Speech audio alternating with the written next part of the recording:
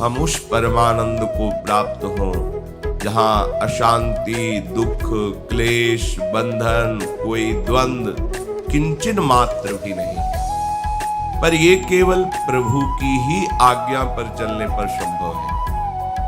अन्य किसी साधन में या देवता में ऐसी सामर्थ्य नहीं है। कोई भी देवता किसी के संचित कर्मों को भस्म कर दे, ऐसी सामर्थ्य नहीं है।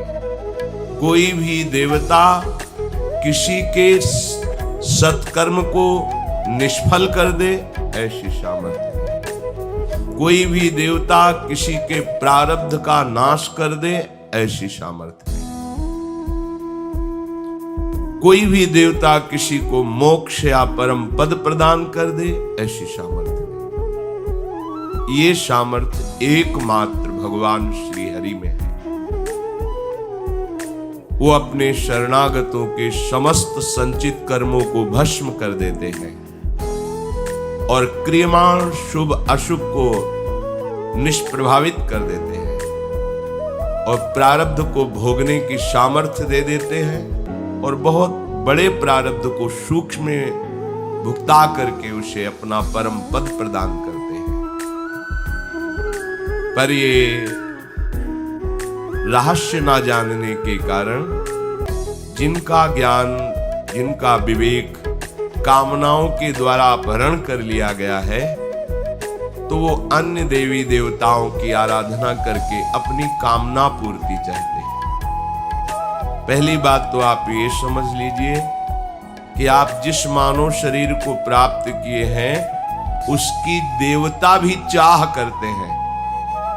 तुम्हें पहले ही प्रभु ने ऐसा शरीर दे दिया जो देवताओं को नहीं प्राप्त है। ये दुर्लभो मानुषो देहो, ये बड़े भाग मानुष तन पावा, सुर दुर्लभ सद ग्रंथन गावा।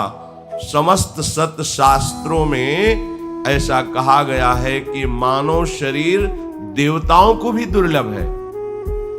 फिर विचार करो, तुम देव दुर्लभ मनुष्य शरीर प्राप्त करके देवताओं से क्या प्राप्त करना चाहते हो?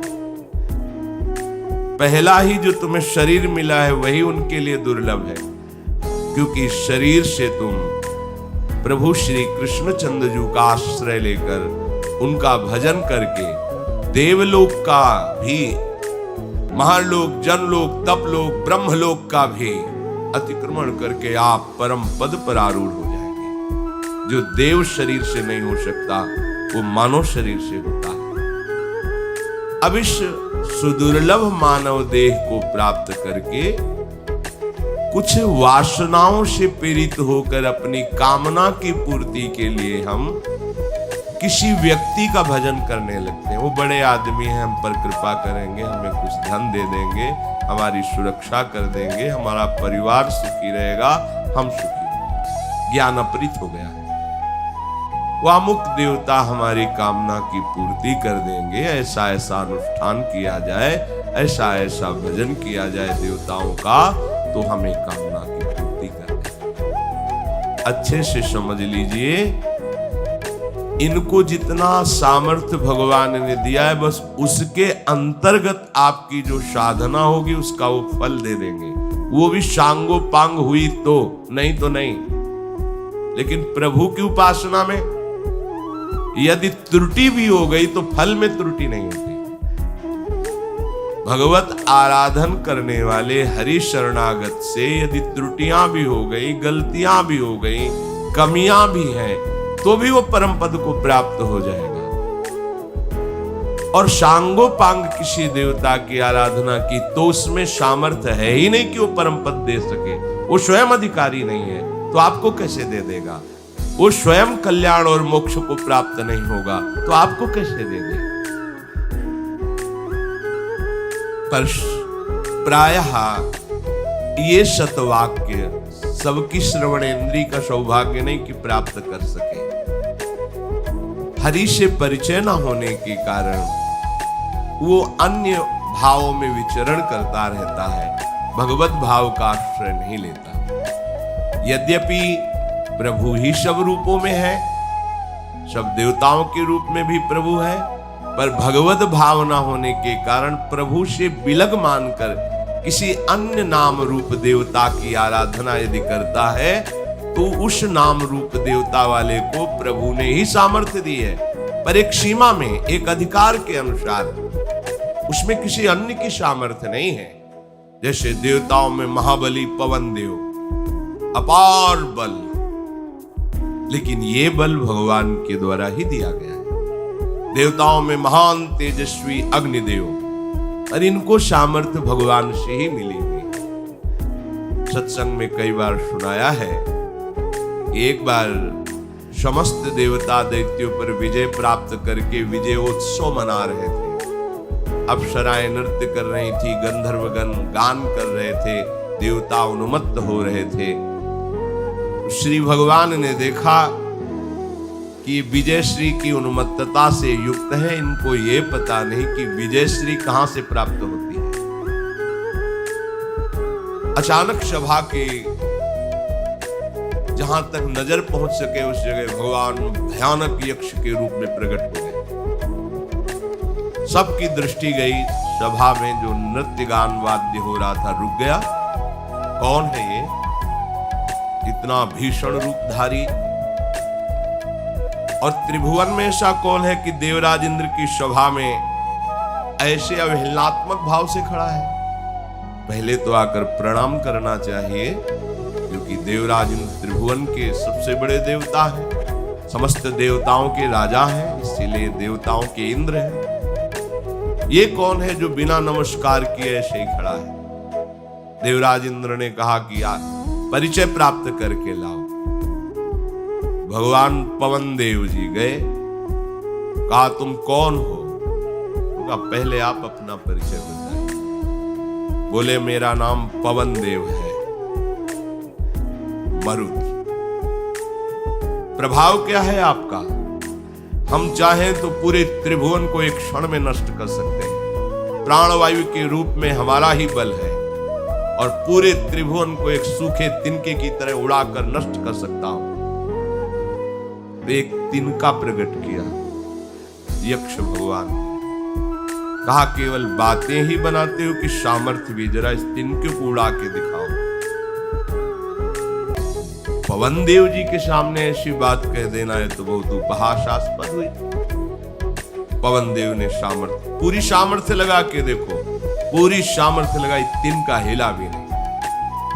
तुम तो कहते थे हम त्रिभुवन को तिनके की तरह उड़ाकर नष्ट कर सकते हैं, मेरा नाम पवन देव, मेरा ऐसा प्रभाव। कहां गया तुम्हारा प्रभाव? सर नीचा किया, दोबारा हिम्मत नहीं पड़ी पूछने की कि आप कौन हैं, चले गए। देवराज इंद्र ने पूछा, परिचय प्राप्त किया? उनका भगवान में असमर्थ रहा परिचय प्राप्त करने। परम तेजस्वी अग्निदेव खड़े, मैं भी परिचय प्राप्त करके आता। गए, कौन हो तुम? तो आप कौन हैं? आप अपना परिचय पहले दीजिए। उनका मैं अग्निदेव हूं, सबकी जठराग्नि को पचाने का काम मैं ही करता हूं। पूरे त्रिभुवन को नष्ट कर दूं, एक क्षण में सूखे उपले की तरह भस्म कर दूं समस्त ब्रह्मांडों को, इतनी मेरे में सामर्थ्य है। अच्छा, तो तुम इस तिनके को जला करके दिखाओ। पूरी सामर्थ्य दाहिका शक्ति लगा दी, लेकिन जिनसे दाहिका शक्ति प्राप्त होती वही भगवान अपनी शक्ति को ले लिए तो तिनका झुलसा भी नहीं। आप तो कह रहे थे पूरे ब्रह्मांडों को भस्म कर सकता हो, कहां है आपका प्रभाव? उनकी भी प्रश्न करने की हिम्मत नहीं कि दोबारा पूछ सके आप कौन है। चले गए। देवराज इंद्र ने पूछा, जाना कौन? तो उनका प्रभु मैं असमर्थ रहा उनका परिचय जानने में। देवराज इंद्र खड़े हुए तो अंतर्ध्यान हो गए यक्ष भगवान। वहां देवी अंबा प्रकट हुई जो बुद्धि स्वरूपा है। देवराज इंद्र गए, नमस्कार किया। ये कौन था जो हमारे इतने बड़े बड़े महावीरों को भी परास्त कर दिया और ये भी परिचय प्राप्त करने में समर्थ नहीं रहे, पर हमको देखते ही अंतर्धान हो गए। तो उनका तुम्हारे भय से नहीं, तुम अधिकारी भी नहीं हो कि उनसे संभाषण कर सको। तुम्हें इतना गर्व है कि वो गर्व के कारण संभाषण भी करने की योग्यता तुमने खो दी है जिनसे, इसीलिए वो अंतर ध्यान हो गए। वो और कोई नहीं, भगवान श्री हरि के रूप में प्रकट हुए थे। जाओ, अभिमान शून्य रहो, ना तुम में कोई सामर्थ्य, ना तुम्हारे किसी देवता में कोई सामर्थ्य है। जो सामर्थ्य वो श्री हरि ने तुम्हें दी है, ये मान करके उनके आश्रित रहो, ऐसा अभिमान करके उन्मत्त मत हो, ऐसा देवी अम्बा ने उनको कहकर उपदेश किया। कोई भी ऐसा त्रिभुवन में जो सामर्थ्यवान तेजस्वी है, उसमें उतने अंश में भगवान का तेज और भगवान की सामर्थ्य विधान के द्वारा रखी गई। वो भगवान ने ही रखा है, भगवान ने ही देवताओं को कामना पूर्ति की सामर्थ्य दी है। पर हम उन्हें भगवान के भाव में, भगवत भाव में न देखकर अलग नाम रूप से आराधना करते हैं, तो चाहे जितनी आराधना कर ले, हमारा कल्याण नहीं हो सकता। और यदि हम भगवत भाव से किसी की भी, वो तो देवता है, किसी पशु पक्षी की भी आराधना कर ले, तो उनमें भी भगवान विराजमान, हमारा कल्याण का मार्ग प्रशस्त हो जाएगा। श्री भगवान कहते हैं, यो यो याम याम तनु भक्तः श्रद्धयार्चितुमिच्छति तस्य तस्याचलां श्रद्धां तामेव विदधाम्यहम्।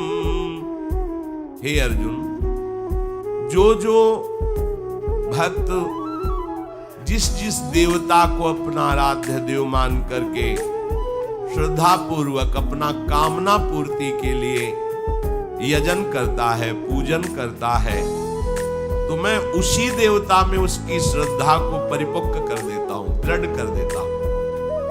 उसी देवता में उसकी श्रद्धा परिपक्व कर देता हूं। तो प्रभु आपने उसकी श्रद्धा क्यों वहां परिपक्व कर दी? कल्याण तो उसका होना नहीं। आप अपने में क्यों नहीं श्रद्धा लगा ली तो उसका कल्याण हो जाता? जब आपने ही उसकी श्रद्धा उस देवता में पुष्ट की, तो वही श्रद्धा आप ले लेते तो उसका कल्याण हो जाता, उसकी कामना की भी पूर्ति हो जाती। प्रभु में और देवता में बहुत बड़ा अंतर। प्रभु के एक अंश से समस्त देवता है। प्रभु की तरफ जब हम मुड़ते हैं तो सबसे पहला काम होता है, जो किसी भी देवता की तरफ मुड़ने से नहीं होगा, हमारे अनेक जन्मों के पाप भस्म हो जाते हैं। ये किसी देवता की आराधना से नहीं होगा कि आप किसी देवता की शरण लिए तो सन्मुख होए जीव मोहि जबहि जन्म कोटि अगनाशों तबहि, ये कोई देवता नहीं कर सकता, क्योंकि उनकी सामर्थ्य इतनी नहीं। वो तो सिर्फ इतना, तुम जितना पुण्य का अनुष्ठान करोगे और मांग करोगे उसके अनुसार तुम्हें फल दे देंगे। फल जो भी चाहो उसके अनुसार आपके पास उतना तप होना चाहिए, उतनी पुण्यवृत्ति होनी चाहिए।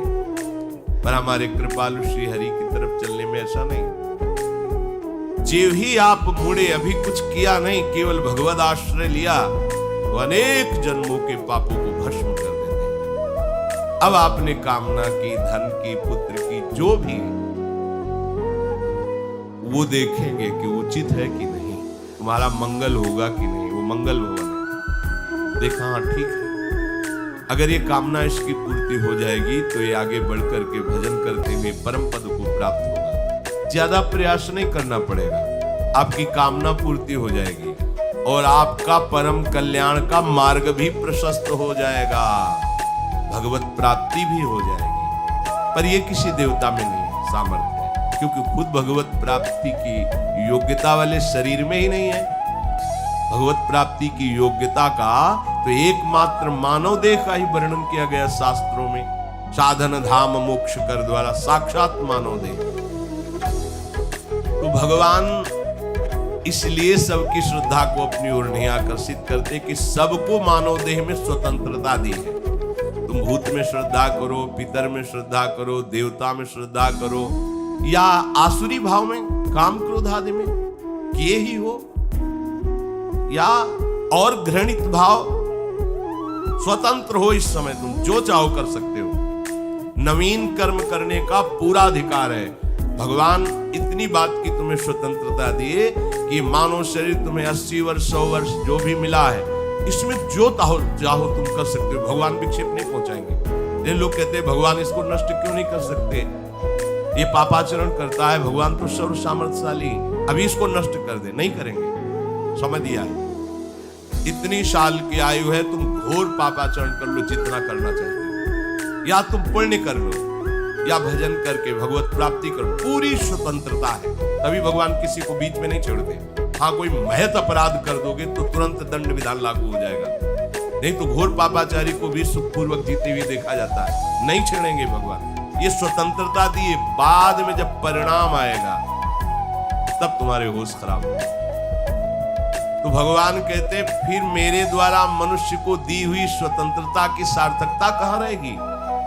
अगर वो जहां भी श्रद्धा लगाना चाहता है मैं नहीं लगाने दूं तो फिर स्वतंत्रता क्या रहेगी? पूरी स्वतंत्रता है।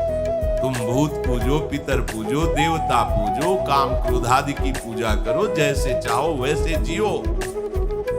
परिणाम तुम्हें जब होगा तो भगवान के विधान से होगा। तो प्रभु जब आप उनकी श्रद्धा देवताओं पर दृढ़ कर देंगे तो फिर तो उनके उद्धार का कोई चांस ही नहीं रहा, क्योंकि आपने दृढ़ की है।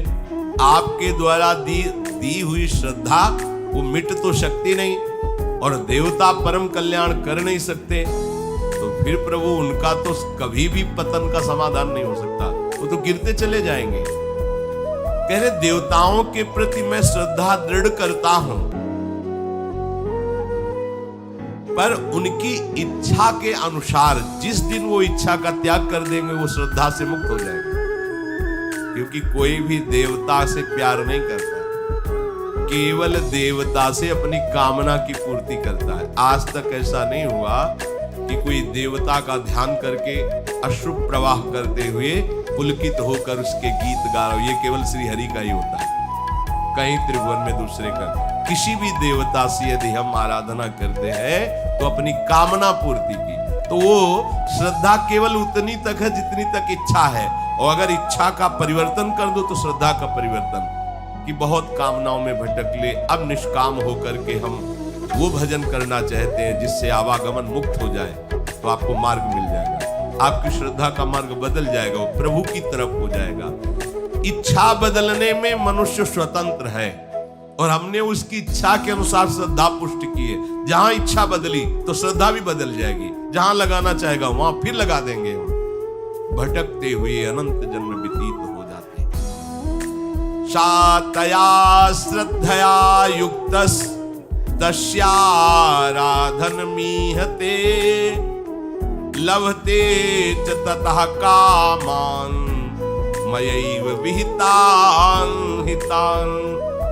मेरे द्वारा दृढ़ की हुई श्रद्धा से युक्त मनुष्य जब देवताओं की कामना पूर्ति के लिए सांगोपांग उपासना करता है बिना त्रुटि किए, तो उसकी कामना पूर्ति की सामर्थ्य मेरे द्वारा ही देवताओं को दी हुई है। मेरा ही विधान है, उसी के अनुसार उसकी कामना की पूर्ति केवल होती। बस जो सांगोपांग अनुष्ठान कर लिया तो कितना धोखे में समय जा रहा है। एक कामना पूर्ति के लिए इतना सावधान होकर हम अनुष्ठान की वृत्ति को धारण को, परिणाम में नाशवान कामना की पूर्ति। कोई देवता बहुत प्रसन्न होकर के अगर हमें अपनापन देगा तो अपने लोक में ले जाएगा। जैसे स्वर्गलोक है तो उसमें अलग अलग, जैसे भारत है तो अलग है ना, उत्तर प्रदेश, मध्य प्रदेश, बिहार आदि आदि आदि।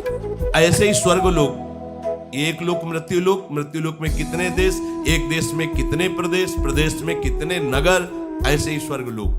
स्वर्गलोक में कितने अलग अलग विभाग, अलग पवन देव का अलग विभाग, अग्निदेव का अलग विभाग है, वरुण देव का वरुण लोक है अलग। ये सब देवलोक के अंतर्गत ही है। जैसे यहाँ मृत्युलोक में, अन्य देशों में भी, एक भारत देश में कितने विभाग हैं, कितने प्रदेश हैं, उनमें कितने नगर हैं, ऐसे ही स्वर्गलोक में अलग अलग देवताओं के लोक है। जिस देवता की आप सम्यक आराधना करेंगे वो बहुत प्रसन्न होगा, तो आपको अपने लोक में ले जाएगा, अपने समान भोग भुगाएगा। जहां पुण्य क्षीण हुई तो पुण्य क्षीणे मृत्यु लोके विसंति, घाटा हो गया, काम बना नहीं, स्थायी काम नहीं बना। प्रभु कहते हैं मेरे द्वारा दृढ़ की हुई श्रद्धा से वो मनुष्य उस देवता की आराधना की चेष्टा करता है और देवता की आराधना जितनी हुई उसके अनुसार उसकी कामना की पूर्ति का विधान मैंने किया है। देखो, जैसे कोई ऑफिसर है भारत का, तो उसकी एक सीमा शक्ति की कि आप इतना क्षमा कर सकते हो, आप इतना सहयोग कर सकते हो, आप ऐसा दंड विधान कर सकते हो। इसके आगे की बात आगे वाला अधिकारी देखेगा, उसके आगे की बात ऐसे क्रम है। ऐसे अनंत लोकों में अधिकार शक्तियां देवताओं को दिए और सबके अधिकारी ईश्वर श्री हरि है, भगवान है। कहीं किसी में किंचन मात्र यदि सामर्थ्य है तो भगवान श्री हरि की ही है, दूसरे की। एक बार गरुड़ जी महाराज को ऐसा भाव आया कि त्रिभुवनपति भगवान श्री हरि के हम वाहन हैं, कोई दूसरा नहीं कि उनको वाहन कर सके, मैं ही उनको वाहन कर सकता हूं।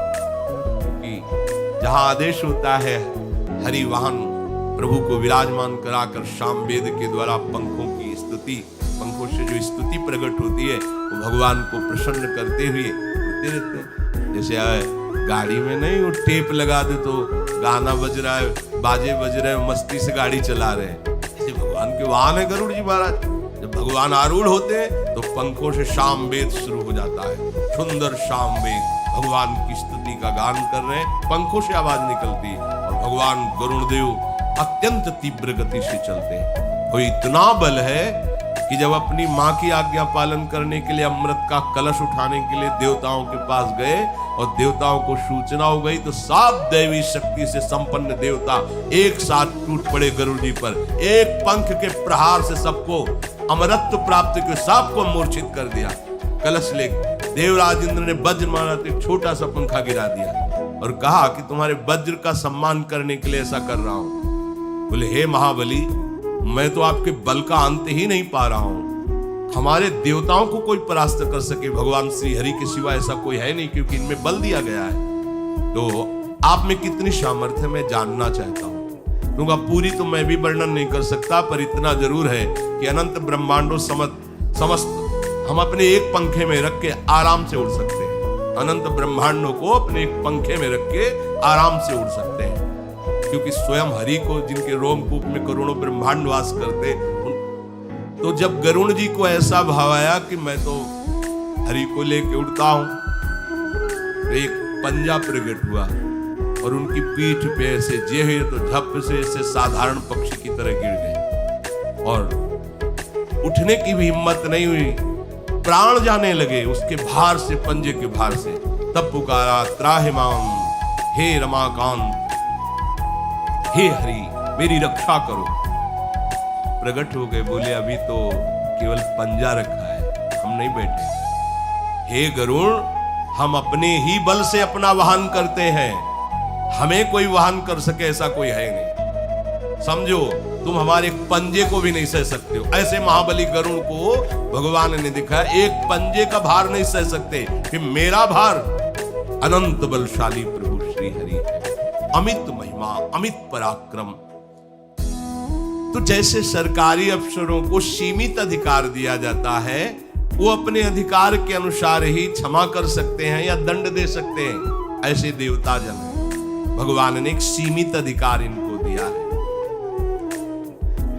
ये बात सबको न सुनाई देती है न समझ में आती है। पूज्य श्री गोस्वामी तुलसीदास जी महाराज एक पद में कहते हैं, प्रभु बहुत नाच दिया, अब मैं नाचना नहीं चाहता, थक गया, आपकी माया ने बहुत नचाया। नाचत ही निश दिवस मर्यो। जरा विचार करके देखो, अपने लोग बहुत छोटी बुद्धि के, केवल वर्तमान मनुष्य शरीर के सुख सुविधा की बात सोचते हैं। ये नहीं सोचते कि हमारी यात्रा कहां से प्रारंभ हुई, कहां विश्राम होगी। ये चलता ही रहेगा, कब तक चलता रहेगा? हम जल रहे हैं, ये कामना, ये गलती हो गई, उसका दंड हो गई, ये अपराध बन गया, उसका, कब तक चलता रहेगा ये प्रपंच? मन को एक कामना की पूर्ति कराओ, दूसरी कामना खड़ी किए है, दूसरी की पूर्ति कराओ, चार और खड़ी किए, ये कब तक चलता रहेगा? पर ये विचार मलिन अंतःकरण में नहीं घुस पाते कि हमारे जन्म जन्मांतर की इस चक्र का भेदन कौन कर सकता है। हम बहे चले जा रहे हैं। हम इतने दुर्लभ मानव देह को प्राप्त कर ऐसे बहे चले जा रहे हैं कि कोई सहारा नहीं दिखाई दे रहा। हम जिसका सहारा ले रहे वो भी बह रहा है। जैसे कोई बहता चला जाए, बहते बहते वाले का सहारा ले, दोनों डूबेंगे। कौन है जो विकराल काल से हमें बचा सके? अंतिम फाइनल कौन है विकराल काल से बचा सके? कौन है इस जन्म मृत्यु के भयावह बंधन से हमें मुक्त कर सके? कोई नहीं प्यारे। तुम वैसे ही बहते रहोगे इस भव समुद्र में। एकमात्र उपाय है श्री हरि शरणम। गोस्वामी जी कहे, नाचत ही निशि दिवस मर्यो,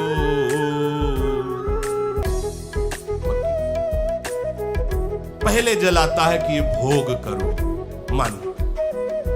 अगर आप धर्म विरुद्ध होकर के भगवान का विस्मरण करके अपने मन को शांत करने के लिए कि भैया तू बहुत जला रहा है, चलो अब उस भोग को भोग लिया, अब जलो, अब क्या होगा?